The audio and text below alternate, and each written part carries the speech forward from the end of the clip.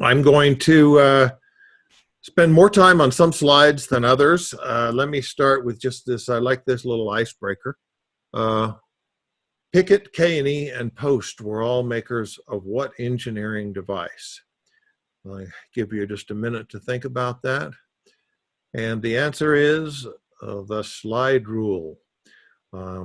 So most of you young guys have no experience with slide rules, but me being a gray hair, when I went to electrical engineering school, they wouldn't let us use calculators in first circuits class. We had to use slide rules, and we had to be proficient in slide rules.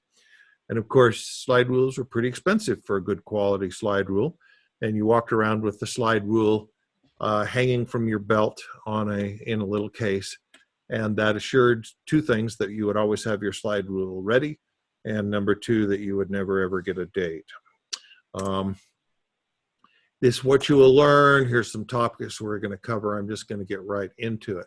So the first thing I would like to do, if I were doing this in person, and those of you that remember way back in the old days when we could actually talk to each other in person, we would list the reasons for generator failure. So ask yourself, if you have a generator and it's failed, what's the most likely reason for generator failure? And we would have come up with a list. And after we came up with the list, then we would ask ourselves, is the problem the OEM, in other words, the guy who manufactured the generator? Is the problem the engineer? Is the problem the contractor? Is the problem the person who's maintaining the generator? And you would find that if we look at actual failures, then about 95% or more of actual failures really can be prevented by maintenance. Now, you can also cause a failure by maintaining improperly, but we're going to talk about several maintenance-related failures. This is the the Nuclear Regulatory Commission, excuse me. In this presentation, we're going to use a lot of documents from third-party sources. And this one is the Nuclear Regulatory Commission, and you can see their statement on the reliability of diesel generators. Aging mechanisms. Do generators get less reliable as they get older? Certainly they do. And they get less reliable generally for three reasons. Number one is vibration. Vibration can cause fatigue and loosening. Number two would be your chemicals, your fluids, your water, your diesel fuel, your engine oil, and so on, your lubricating systems. And then third is your corrosion. So those are the three things that impact reliability as we age. And so anything we can do to take care of those issues will help us have a more reliable generator. And we will talk about that some more. Now, as a generator manufacturer, generator salesman, if I told you that my generator is 99.9999999 and so on percent reliable, what would you think? You'd probably think I'm a salesman and that my lips are moving. When we talk about generator reliability, you have to define what that means. For instance, if I'm a generator manufacturer and you run out of fuel, I don't want to count that as a failure of my generator. That wasn't my fault. If you leave the circuit breaker off and it comes up and doesn't supply power because the circuit breaker's off, a generator manufacturer doesn't want to take credit for that. So clearly, generator manufacturers are going to do whatever they can to increase what they feel is their mean time between failure and how reliable their system is. For purposes of this presentation, we are simply going to say that anytime a generator fails, then we're going to count it.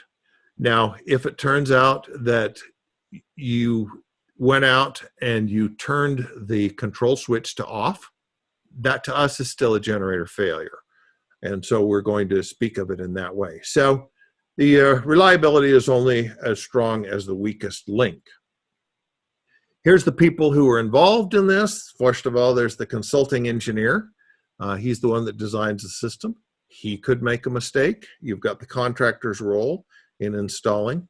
You've got your OEM, that's the guy who makes the generator, certainly a very important part of your selection process. And then you've got the dealer, which in many cases, most people hire someone to maintain their generator. So if you're a hospital or a university, a lot of times they will maintain their own generators. Most other people will hire someone else to come out every 6 months and maintain their generators. So that might be the supporting dealer or someone who is in the business of maintaining generators. And then finally, we have the end user's role. We're going to get into some specifics. Now, this is your mean time between failure. And as you can see at the bottom, here's our definition of failure for purposes of this presentation. Anytime the generator system is unable to start up and carry a load. So you go out to the generator, you turn the generator off for some reason, and then the next day you go, did I forget to turn that generator back on? And you go back up there and sure enough, it's off, and you turn it back on and you didn't have an outage that day. Has there been a failure? We would say yes, there has been a failure. The fact that that generator is unable to start up and carry load is still a failure, even though you didn't have a power outage where it was required to carry the load.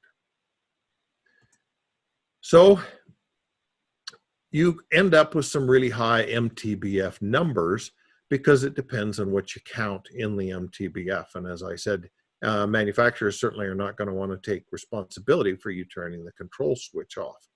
So we tend to not take very seriously MTBF numbers from most places unless they're from users, and even users don't want to admit sometimes that they forgot to put the control switch back on. So we would say, what is the reliability of a generator? Well, I'm going to show you some numbers in a minute that I think are kind of high. But before, these are MTBF, and I think we've kind of covered the things on the slide. I've covered that. Now, here's a third-party source, so I'm going to take this more seriously. This is the Reliability Analysis Center in Rome, New York, and they analyze all kinds of things for MTBF. So workstation is 2,000 to 5,000 hours, HVAC controller 19,000 to 22,000 hours. If we go down to a diesel engine generator, they say it is going to have a failure every 7,000 to 14,000 hours. So of course, there are 8,760 hours in a year. So we're talking about your generator is going to fail every 1 to 2 years. And I do not know all of the things that they took into account in computing those MTBFs, but it is a third-party source. It's not biased in any way, and so I think it's interesting information to have. And this just talks about other factors of the generator reliability chain. It does mention that generators should be exercised and tested weekly. Now, not everybody tests things weekly.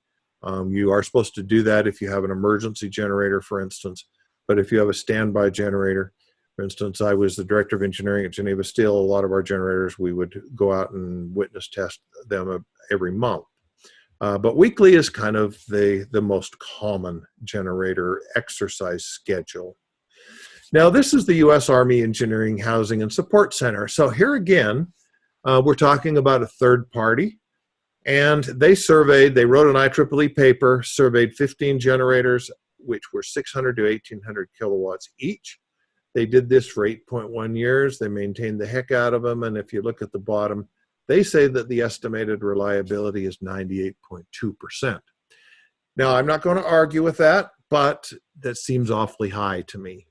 And I think I would have to ask myself how carefully they maintained these things and what did they count as a failure? Did they count that control switch being off as a failure?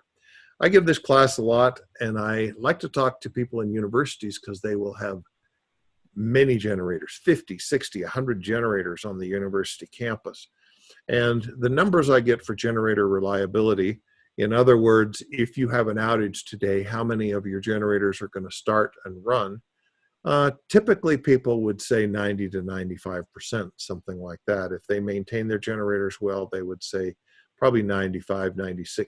98% is really high, but there it is. That's a study published by the Army.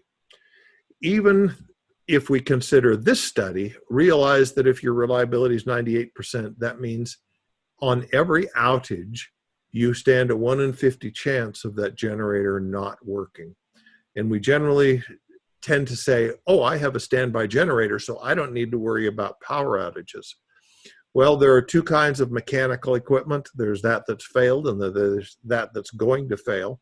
And generators are complicated devices. They are really amazingly reliable for the complexity of what's in there. But just because you have a generator on site does not mean you're going to have power. Generators do fail from time to time. And this is back to talking about MTBF and how to improve the MTBF. And we are going to talk about this more as we go along. Now let's talk about serial system reliability versus parallel system reliability.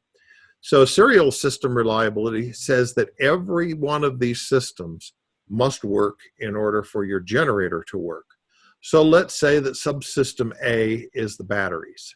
If the batteries go down, your generator's not going to work. Subsystem B might be your fuel system. And if that's down, you're not going to work. Subsystem C might be the generator control system.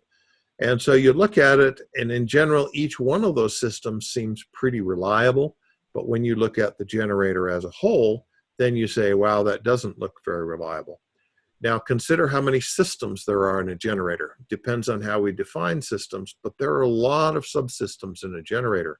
So the point of this is that if you're going to achieve reliability in a generator, your subsystems, in other words, the batteries, the controller, the fuel systems, have to be extremely reliable. The other way you could do this, excuse me, I forgot about this slide. How would you minimize the impact of serial components? Integration is one of the ways you can do that. If you have 5 controllers, you can integrate them into one. It's going to be more reliable. Now, the fuel system, the exhaust system, cooling system, anything you can do to increase the reliability of each of those systems in whatever way, through redundancy or maintenance or what have you, is going to increase the reliability of your generator. This is parallel system redundancy. So in parallel system redundancy, we have multiple generators. And in this case, we have generator 1 that goes down where it shows there. Generator 2 goes down where it shows. And yet, your critical load never goes down. So I generally say if you have one generator, you should prepare for an outage. You are going to have an outage and you're going to be in the black at some point. If you have multiple generators, then probably you're never going to be in the black, because it's unlikely that multiple generators are going to fail at the same time. So if you look at critical places like data centers and hospitals, no hospital of any size, whatever, goes with a single generator these days. They all go with multiple generators. And of course, the only load more important than a hospital, that would be a casino. They always have multiple generators. For instance, the MGM casino down in Vegas has 9 generators. We have put a number of parallel generators out in the market. And to my knowledge, knock on wood, we have never had a situation in which that system was in the dark. So if you really want to make sure you have ultimate reliability, you're going to really have to have multiple generators. And there's our summary. Now let's take a look at some of those supporting systems and look at the reliability of those supporting systems. What are those supporting systems? Well, these are some of them. So this is not all of them. You could get down to very small things. For instance, it doesn't show the main circuit breaker there as a supporting system, although I would argue that it is. But the main supporting systems, you've got your starting system, your cooling system, your alternator, your engine, your cooling system, and your fuel system. If any one of those doesn't work, then you're going to be in the dark. Now, how about the engine? How important is the engine?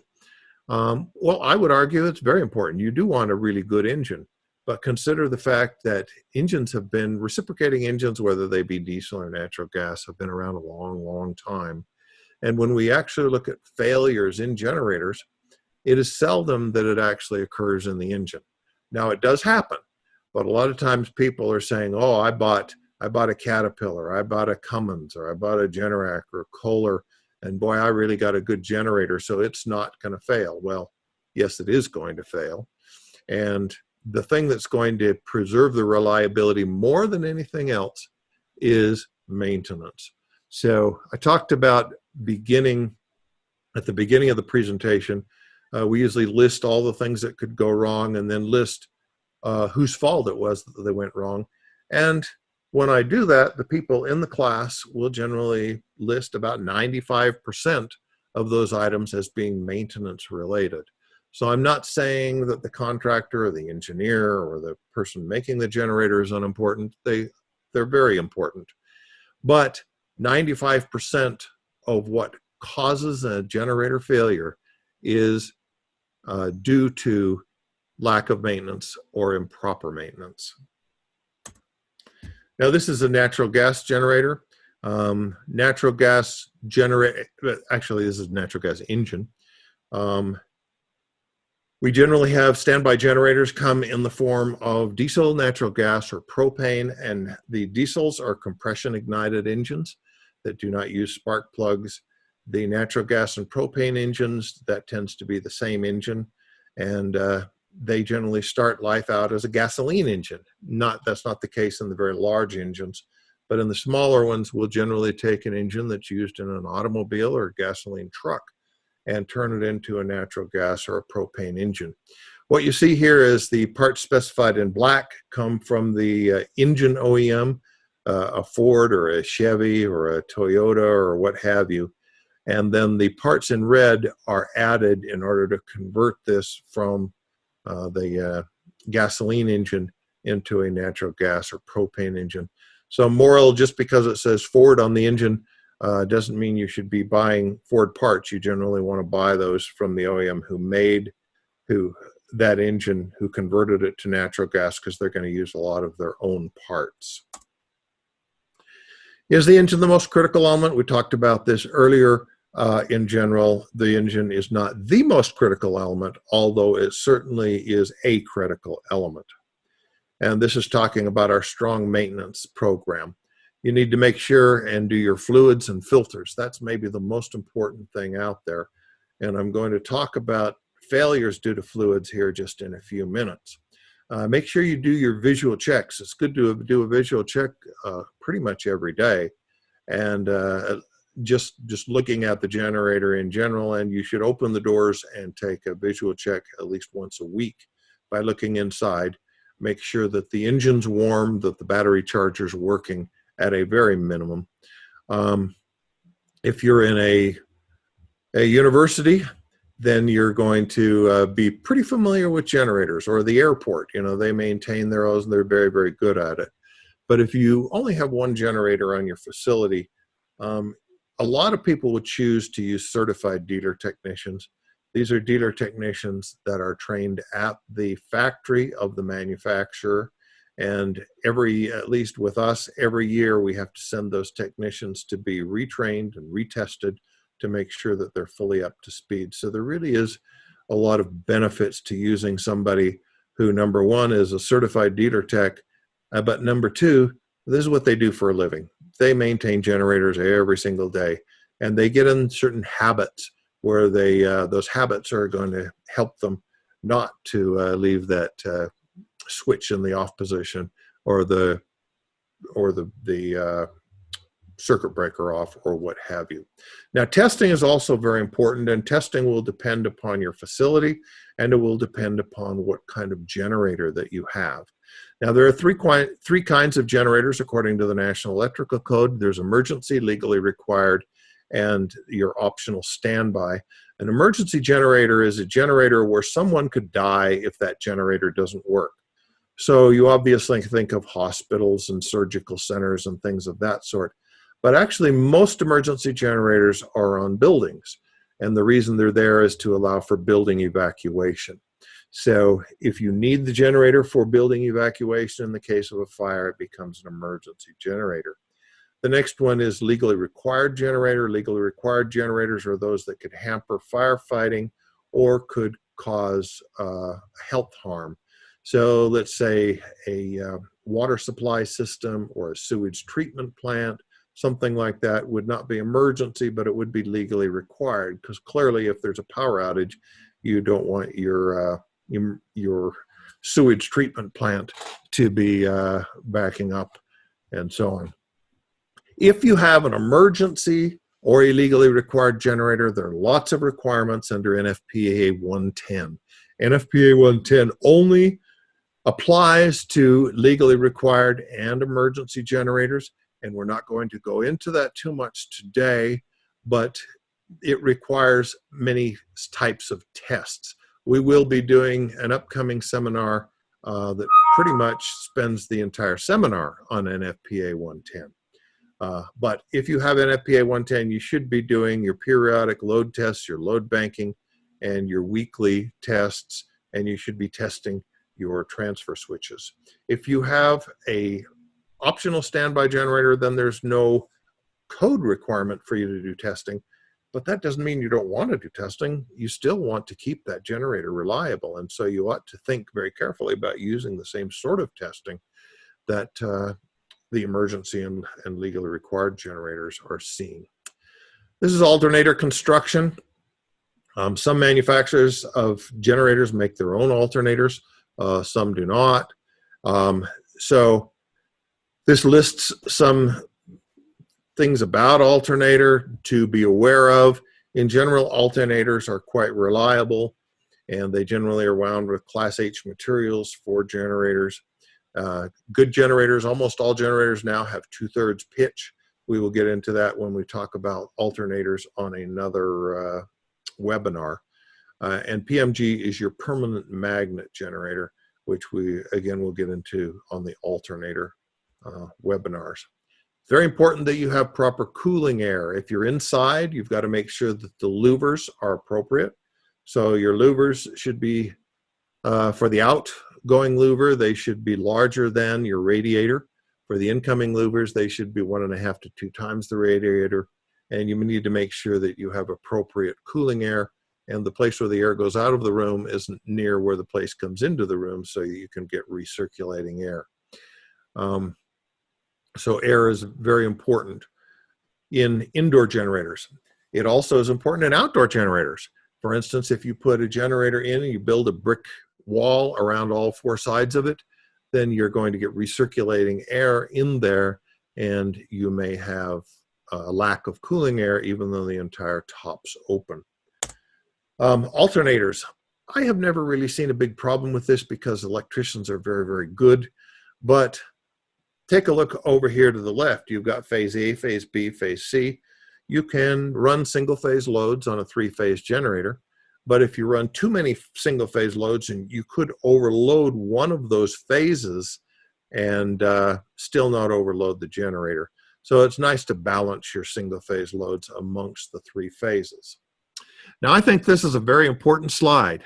It may look simple to you, but I want to ask you if this generator is operational or if it has failed. And the answer, of course, is that it has failed.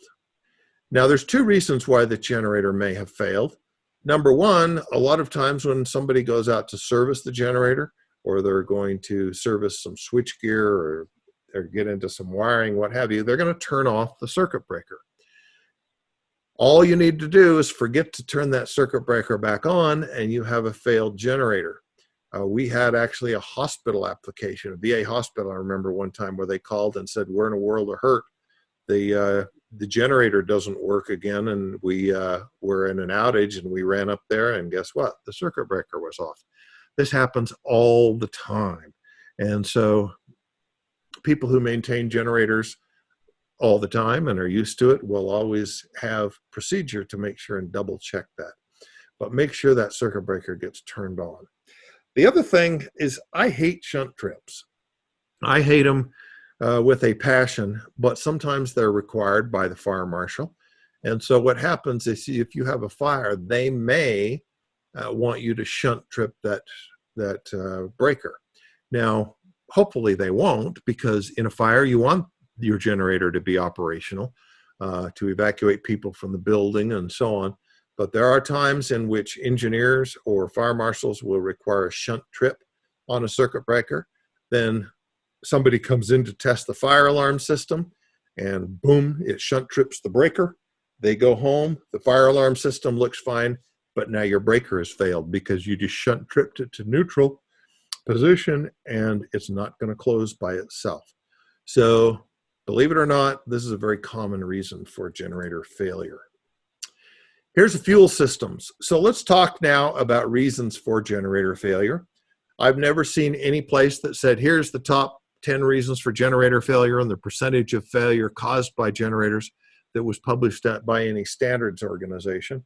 But I've been around a long time. I've talked to a lot of people, and I can tell you that in my experience and in the experience of most people who maintain generators, the number one reason for generator failure is the battery. And that could be the battery itself, or it could be the battery charger. Maybe the battery charger has failed, or maybe the power feeding the battery charger, that control power, somebody's turned off a breaker. I certainly saw this at Geneva Steel. So you want to test your batteries. You want to replace the batteries periodically. If it's a really critical application, I would probably replace those batteries every 3 years, but probably every 3 to 5 years is a good time to replace the batteries. That's the number one cause of generator failure.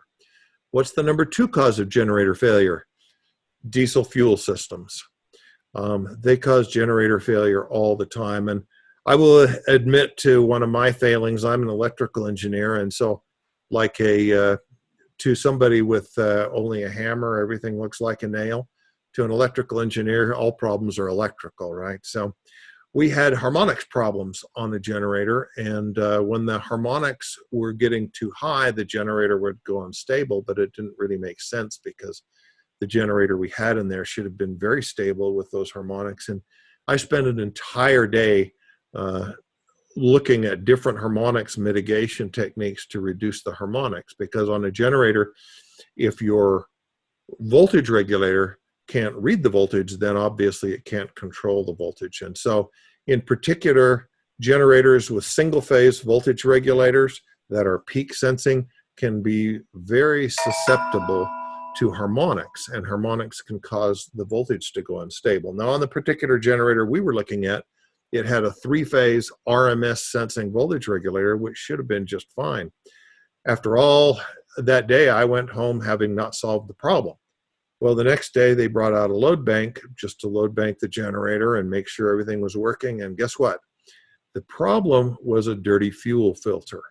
So after all of that, we were right back to what I should have suspected in the beginning. This is the second most common problem.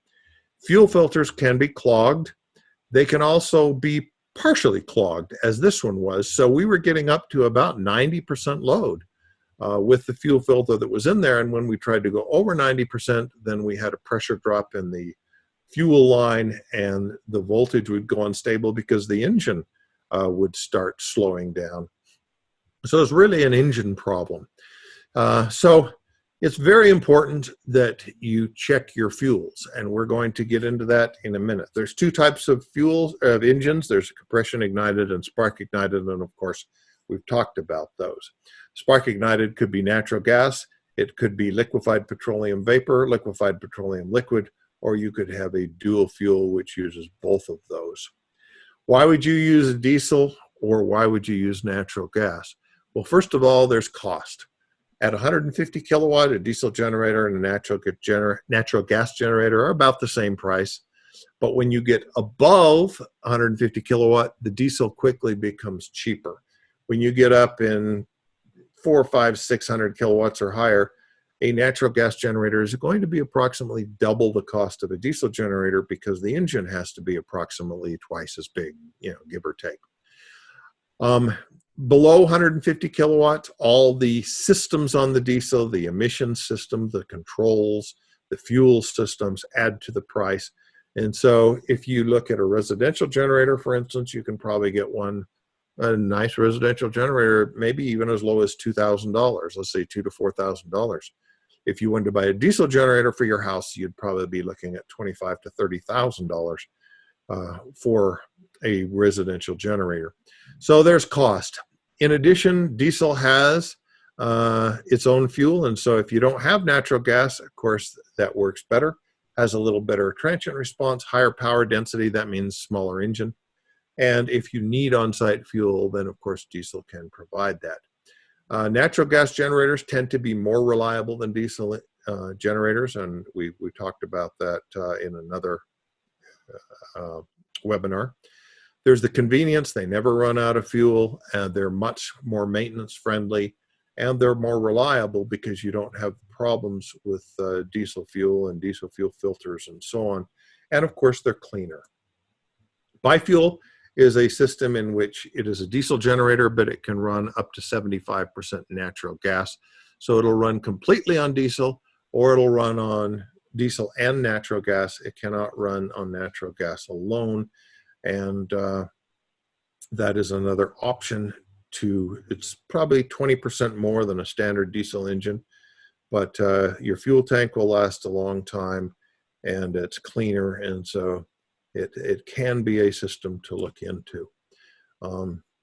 In general, you want to go with larger nodes, for instance, like 500-600 kilowatts for a biofuel. It's not really cost effective when you get down into the smaller engines. Concerns with natural gas. Well, obviously you can run out. You can have supply reliability. Supply reliability is extremely good. We had a natural gas versus diesel webinar not long ago, and you remember in Salt Lake we had a 5.7 earthquake, and we had the natural gas company on, and they said they had no major outages anywhere on their natural gas. That was not the case with their electricity supply. And they said a couple of places the trailers fell off the blocks and pulled off the natural gas line. But they said in most cases where they had a natural gas outage, it was because somebody got nervous and went and turned it off. So natural gas is extremely reliable. You need to make sure that you have adequate piping and that you secure your isolation valves. I think it's a no-brainer if your generator is a critical generator that the valves that turn the natural gas off to the generator or to the facility be padlocked in the on position. Concerns with propane. One thing is vapor. If you have a propane tank, it's liquid and it has to vaporize to run the generator. So my rule of thumb is a 25 kilowatt, let me try this again, a 500-gallon propane tank at minus 10 degrees Fahrenheit can run a 25 kilowatt generator. So I think of a 500-gallon propane tank as fairly large. I tend to think of a 25 kilowatt generator as fairly small, but you do need to be aware that it has to vaporize, and the colder it gets, the harder it is to vaporize. So you can put a vaporizer on a tank, or you can put a vaporizer on a generator and run liquid to the generator and vaporize it at the generator. So those are overcomable things. Now, this is very important, and I would like to spend lots of time on this, but I won't because we don't have that much time. What are the problems with diesel fuel? You've got moisture, you've got gelling, you've got biomass, you've got fuel instability, storage, leakage, fuel transfer system running out. So diesel is a maintainable item. And a lot of people think, oh, I got diesel in the tank, I'm fine. No, diesel must be maintained. You've got to change those filters. You've got to go in and test the diesel to see if it will gel at cold temperatures, and you may need to add anti-gelling compounds. As the tank warms and cools, you're going to get moisture. That moisture is going to sink and it will create bacteria where there is the barrier between the water that sinks to the bottom of the tank and the diesel fuel on top. That's the biomass. Fuel can break down, and fuel is getting less stable. It's getting less stable for a couple of reasons. Number one, we have biofuel, and now some of the fuel you get has biofuel. That does not last very long, and it tends to break down. Another reason is we've gone to low sulfur fuel, and the low sulfur fuel does not have the lifespan that the old high sulfur fuels had. The high sulfur fuel was good at killing biomass. It was really great fuel, but it had emissions problems. And so you really need to maintain your fuel at a minimum every year. If you have an emergency generator or you have a legally required generator, you are required by law to maintain it every year. What does maintaining means? It means going in there, seeing if you have water that needs to be drained, taking a sample of the diesel fuel, sending that out to be tested, and then adding additives to it to make sure that you're not going to have gelling or biomass in there. You also need to check any fuel transfer systems or fuel pumps, and you obviously are going to need to check those filters. With the modern diesel engines now, they have very fine filters because of the high pressure common fuel rail in those, and so you need to check the filters even more because they're finer and they get clogged easier. So this says how much fuel is enough. 24 hours is kind of a standard number, and a lot of people just use that. But remember, fuel systems have to be maintained. So you have to ask yourself, if you're in a hotel and the only reason your generator's there is to get people out of a burning building, do you really need 24 hours of fuel? The less fuel you have, the less fuel you need to maintain. And you can see some of the other items there under the solutions. Now, this is a sub-base fuel tank. These are, if you haven't seen these, notice that the top of the fuel tank is slanted. That helps water to run off. The bottom of the fuel tank is also slanted, although you can't see that. And that helps the sludge to accumulate near one end and away from the fuel pickups. On the lower there, we have our fuel inlet and our fuel return. We've got our fuel gauge, our fuel fill station. You got the vent over there on the right. Obviously, we need to allow tanks to vent because the air expands and contracts as the diesel fuel, as the temperature, outside temperature rises and falls. If you have a day tank with a main storage system, these are a very common cause of failure. They are many times put in incorrectly. If you have the main tank at a lower elevation, you need to have a day tank pump, gravity return, and your engine return to the main tank. If the main tank's at a higher elevation, you need isolation solenoids, you need a return pump, you may need a fuel cooler.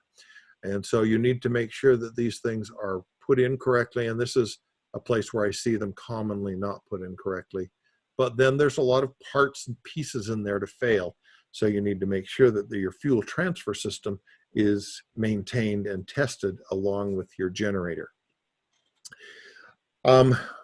This is one of my favorite slides, and I am going to spend just a couple of minutes. I'd like to spend about 15 minutes on this. This is in a standard, and it was contributed by the #1 manufacturer of generators. And if you look at it, this tells you how to put a generator inside of a building.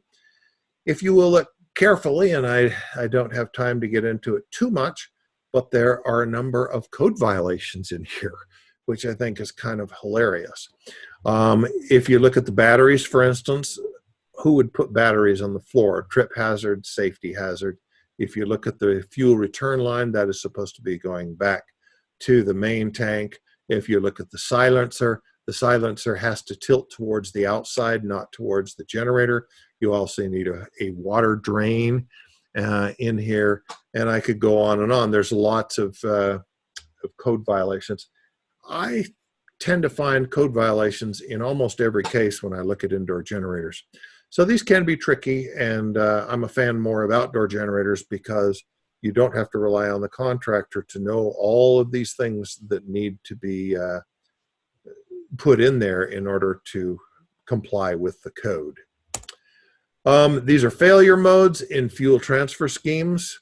You can just scan those. Fuel transfer systems are complicated and need to be carefully maintained. This is your cooling system. We generally have on generator cooling systems in most cases. It's rare to have off generator cooling systems these days.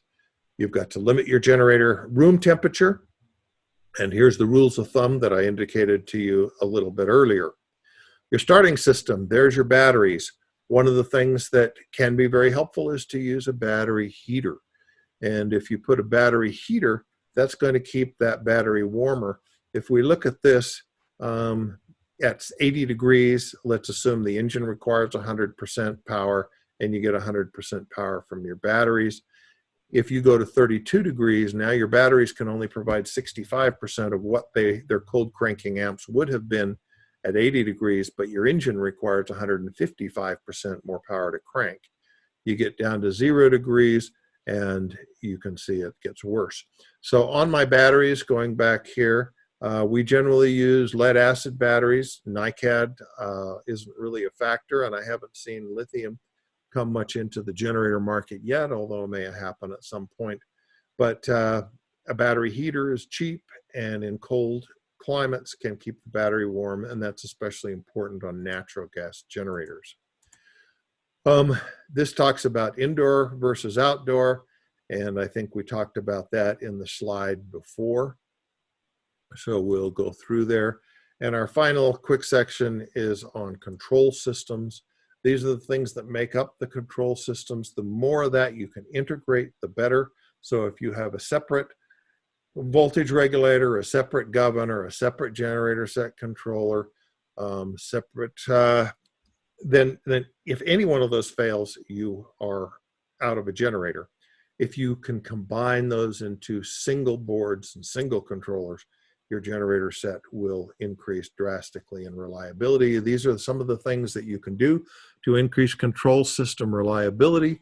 And generator manufacturers have really done a lot of really great work in increasing the reliability of their controllers by preventing corrosion using sensors that are sealed and that many times give you 4 to 20 milliamp sensors. The surface mounts, instead of just open circuit boards, now many times they're sealed, and you can read the others. So these are all pretty much from the OEM, from the generator manufacturer, but these controllers are much better than they used to be. And again, this is a kind of a review of reliability. If you want your ultimate reliability, using paralleled system is just a fantastic way to go. And if you use an integrated paralleling system, then the paralleling controls are right on the controller and the paralleling contactor is right on the generator, so you don't need any switchgear. It's extremely reliable, extremely fast, and these have gotten very, very popular in recent years. So there's a summary of that and our conclusion, and it is 10:45. So we're done with this presentation, and if you have questions, please type them in. We'll be happy to take them. I will turn the time back to our webmaster, Mr. Tyler Simmons. Great. We do have a couple questions for you already. So the first is, if you have multiple generators for a water treatment plant and water booster pump stations, are they categorized as emergency or standby? Yeah, so again, all generators are standby if they back up the utility. So the question is, are they emergency, are they legally required, or are they optional standby? And those types would be classified as a legally required, generally not an emergency. Now, I've got to say this, that the fire marshal gets to do whatever he wants, right? And your authority having jurisdiction gets to do whatever they want. And if they want to classify that in a certain classification, then they can do that. That's their privilege. But I would say in most cases, I would classify those as a legally required. And they're really, to be honest, there's not a lot of difference in terms of the standards between legally required and emergency. They both have to comply with NFPA 110. There are a few differences in testing, but I would say for the most part, any generator that I supply that meets legally required will also meet emergency, and the testing should be pretty similar. So I would call that legally required. Great. We had a question come in through the chat. What causes red hot mufflers with generator loaded only on 50% capacity? Yeah, that's a good question. Now, let me answer a question you didn't really ask, but there are some generators that you end up going to 50% load and that's all you can get out of them. and that if it's a diesel generator, that's due to wet stacking. So wet stacking occurs because you exercise generators weekly, but you don't exercise them at full load. And therefore the generator never gets up to rated temperature, and so it doesn't burn off the carbon deposits. And those carbon deposits then will cause degradation of the generator, and it can actually ruin the generator. So that's why we recommend every 1 to 2 years that you do a load bank test. And you do not need to do a load bank test if you test for at least 2 hours at a minimum of 30% load. Otherwise, we recommend bringing out a load bank, testing it, trying to get it up to 100%. Now, the question you did ask is what causes the muffler to get red hot?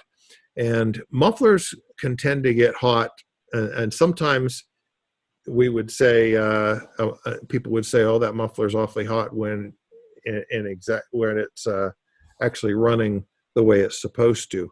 One of the things that causes mufflers to get hot, and I don't know if this is a case in your instance, is if you have systems in there that are, for instance, doing, if it's got a particulate filter in there, or if you're doing some environmental situation in the muffler in order to reduce your NOx or your carbon monoxide or your particulate matter or so on, that can cause them to run hotter.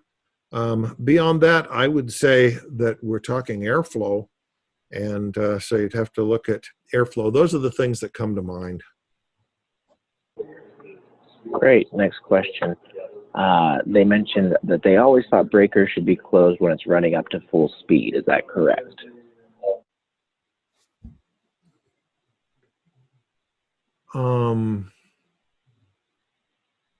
I'm struggling to understand the question. That breakers closed if it's running up to full speed. I don't think I understand that question. So maybe if you could, whoever wrote that question, maybe if you could clarify a little bit, I would appreciate it. All right, that one was anonymous. We can wait a second to see if an answer came in.